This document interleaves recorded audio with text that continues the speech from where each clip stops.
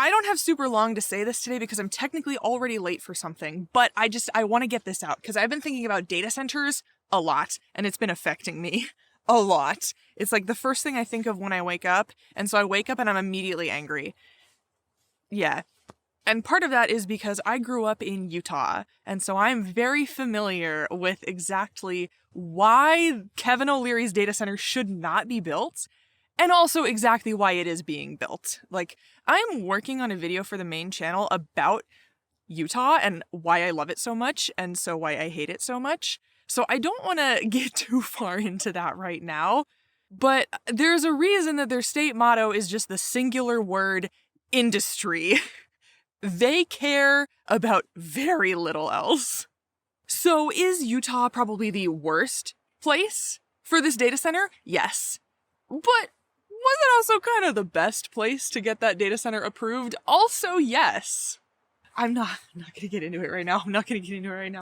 What I want to say right now is to the tech workers. I know a lot of you watching me are tech workers, and I want to say right now, while I'm feeling good and friendly, and to the tech workers, this is your fight. This is very much your fight. And like, I don't want to be an asshole. Like, it's all of our fights.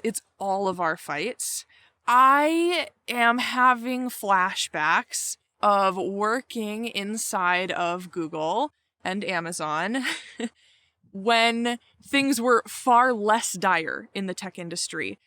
Every couple of months, there would be some new open letter or some new campaign led by some really frustrated employees who want to see their company do better because they don't want to work for an evil monolithic corporation. And at the same time, they knew that like they kind of do, but they wanted to use their voice within that company to try to make some change. It very rarely worked. But I think that that's because the energy never completely built. Hi, I relocated. There were so many campaigns internally led by passionate employees to try to combat disinformation, to try to increase transparency and user representation, and to allocate some of the dragon's hoard of resources toward the communities that we were disrupting. And I worked in the tech industry at that tipping point time when, the puff pieces gave way to, ooh, are we actually okay with what these companies are doing? Because all of the coverage of these companies used to be like, wow, look at the CEO is riding a Segway in the office. Isn't that cool? Everybody sits on beanbag chairs. Ooh. And then Cambridge Analytica happened, and, suddenly all of the pieces about the tech industry are, do we want evil shadow overlord to have control over all the thoughts in our brains? Do we want them taking single-handed control over all data and human information? Have they proven that we can trust them with this? I don't think so. So I remember a lot of that like early energy when I think tech workers started getting kind of serious about using their voices to push against these companies. And I think that it was possibly a little bit more effective back then because we would use shame-based tactics. Like we would talk to the press and we would go, hey, our company is doing this thing and we don't agree with it. We want them to stop doing the thing. We want them to be better. And then you could maybe get the CEO to make a statement in Fortune or Financial Times or something going, oh yes, we take this very, very, very seriously. We definitely care about people and the planet and our employees. But now they don't have to pretend to do that anymore because no one believes them. No one believes that Google or Amazon or Microsoft, whoever, nobody believes that they care. And so that's almost kind of like allowed them to go full mask off. We can't hold them accountable via PR damage anymore because everybody hates them and they know that.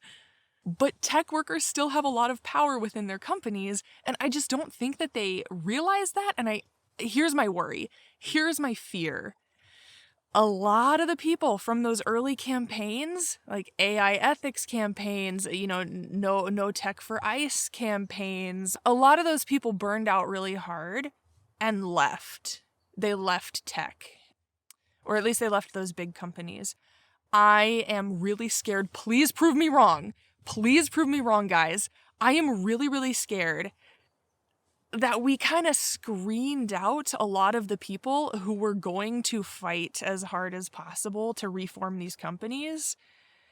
I'm scared that they left and or got fired, and that the people now working inside of Google, Amazon, Microsoft, etc. are the people who were never going to raise that much of a fuss. That scares me. That really scares me. Please prove me wrong. Please prove me wrong. And like, yeah, I'm speaking from my own experience. I obviously, I don't know who's in those companies right now. And I know it's a different organizing environment. It's a scarier organizing environment. It has gotten scarier and harder every single year, especially now that we don't really have the PR lever anymore. It seems so quaint, these do better Google campaigns. Can you run that anymore? But when I was really involved inside of Google, I just remember the environment being really, really difficult for organizers, because we would try to rally our coworkers, and a lot of people inside those companies are not sympathetic to not doing terrible things. That's not everybody, but it is a lot of them. My main campaign was, I think, pretty uncontroversial inside of the company in terms of just what we were fighting for. We were fighting for Google to make stronger climate commitments. Inside of Google, there is not a lot of climate denialism. Everybody inside of Google, at least at that time, was very bought into, yes, anthropogenic climate change is real and it is a serious threat. People were doing threat modeling inside of the company, showing hey, if we don't correct course in X amount of years, look, Google's Mountain View campus will literally be underwater. And there was an entire group inside of the company proposing changes to the office and to our products XYZ to try to get Google to take this threat more seriously and use its position as an industry leader and a global leader to demonstrate what we could and should be doing to not destroy our planet. And yet, as uncontroversial as the thing that I was personally fighting for was, because there were other people running campaigns that were much more controversial inside the company, no AI for weapons. A lot of people actually don't really care if Google's developing weapons. They basically just say well, if we don't do it, Raytheon will do it. And I say, fucking let Raytheon do it. Not every single company needs to be a goddamn weapons manufacturer for the DoD. It's a lot of these people who are well, we can't draw the line at, no weapons get built, so let's not draw the line anywhere. I keep getting distracted. It was really hard to get people actively involved in our campaign. It was really, really hard to get tech workers very actively involved in what we were doing. Nobody wants to spend a bunch of their time fighting for a livable planet, which is really frustrating. That's just not what people want to do today. I don't think tech workers realize that even now, they could shut these companies down. They could. If they could convince enough of their coworkers to care about what is happening and about the power that they have, we could disrupt these companies substantially from the inside. And I think that that power is going to decrease as AI takes more and more of a foothold. And yes, it does scare me that as these companies keep laying people off, they will be able to bring in people who are very sympathetic to the, churning of the capitalist machine. We need more idealists to stay in tech. Sometimes I wish that I hadn't gotten out, but it was so not sustainable for me to keep doing that. If you are a tech worker and you are interested in this topic, leave a comment or DM me on Blue Sky. Let's talk. And the reason I say tech workers, this is your fight, is you still do have outsized power in these discussions. The way these companies make decisions is their hands are a little bit tied. I fucking hate that this is how this works, but the C-suite is going to bend to the shareholders every single time. If we make it costly enough to the shareholders for the company to not act responsibly, That is the way that we can get these corporations making the changes that we want. Shareholders somehow still right now do not care about the impending doom of climate collapse. They care about next week and next month and next year. It has to be costly for them to not do what is right. And a labor uprising is pretty fucking costly. When I say shareholders, I primarily mean BlackRock and Vanguard, the top institutional shareholders of Google, Amazon, Meta, and Microsoft. But also, fuck you, Larry Page and Sergey Brin. I can't believe young Sam looked up to you. Unfortunately, to act safely, you do need to have some kind of critical mass. And so that's why a lot of my videos on my other channel in the Changemaker series are about building someone who is concerned into someone who can signal that they would be interested in joining a movement or supporting a movement. When I was in Google, I think we could have gotten so much more done with our climate movement if all the people who came to me after I left the company and said, I'm bummed you're leaving, I really liked what you were doing. Where were you? Where were you? Do you not realize that I needed you? And this is not me, this is just me talking. It is funny watching this back and seeing myself seesaw between the urge to do gentle parenting and the residual anger that still lives inside of me. Like I say, there's a reason my videos focus on developing people who have not yet had the courage to speak up into people who can dip a toe into the water of activism and organizing. I don't want to spend my life berating people who haven't started yet. I will always be happy to see you, and it is always better late than never. Just, please don't let it be never. This is just me talking about what has to happen now, because we do have to change course. I'm so sorry, tech workers, your industry is killing the planet. And I mean, I can include myself in this. There's more that I could be doing. My past industry is killing the planet. And we have some responsibility for that. We have some responsibility for that. You cannot just badge into Google or Amazon every single day and say nothing and do nothing and